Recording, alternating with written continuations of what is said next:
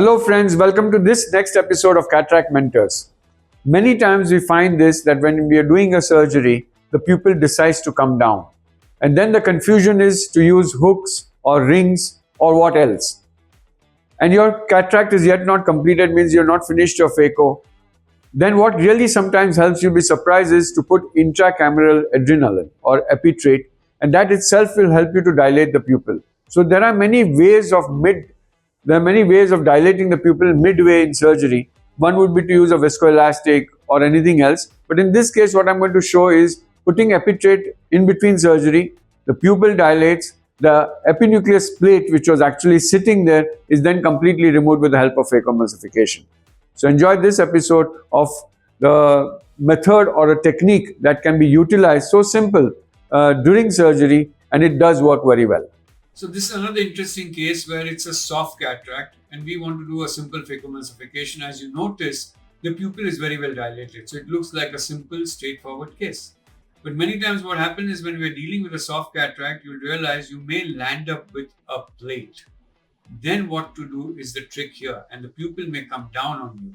So then I will tell you what exactly can be done suddenly between the surgery, which will really help you and change the whole scenario. So here you can see the nucleus is soft. I have successfully chopped once. I'm rotating. I'm trying to hold on to the nucleus to aspirate it out. But the tip sometimes is new. The vacuum itself will break off and the nucleus falls back into the bag.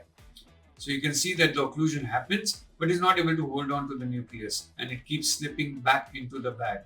So this is because the tip is new. The vacuum is 300, which is too high for this kind of a nucleus. And that's the reason why which we are landing up with a kind of a plate happening here.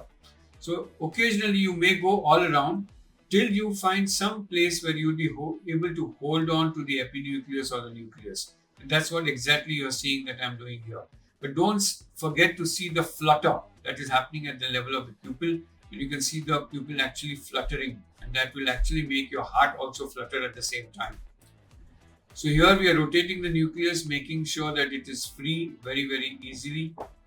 But now the pupil has started to come down and we are landing up with a plate and the mind goes to the flutter.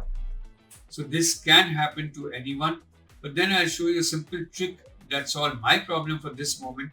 Many other things can happen at the same time, but what happened in this case is what I'm going to show. And when the pupil comes down, you cannot really see the margin of the CCC, and that gets covered with your pupil. You have a soft cataract, there's really nothing much to hold. You're having a plate on the posterior capsule, and this becomes even more difficult. So you can see that I'm trying to retract the pupil with the help of a chopper. Not a great idea. Sometimes that irrigates the sphincter and the pupil further comes down, and that's what exactly happened now. And the iris is also trying to come out through the main incision and the side port, and now you've got a smaller pupil than the CCC. So at this stage, you just inject intracameral adrenaline or epitrate, which is diluted form, and you'll be surprised how well the pupil dilates. Put in methyl cellulose or any viscoelastic that keeps the pupil dilated, and at that time just go in with your phaco and try to occlude at one place, and once you get the occlusion in one spot, go ahead and increase the occlusion and aspirate the rest of the nuclear matter completely. So just putting an intracameral epitrate did help me in this case by keeping the viscoelastic in front, and that prevented the fluid from going behind the iris and making the pupil smaller.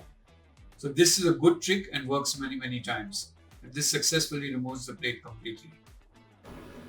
This can be followed by IA and IOL implantation.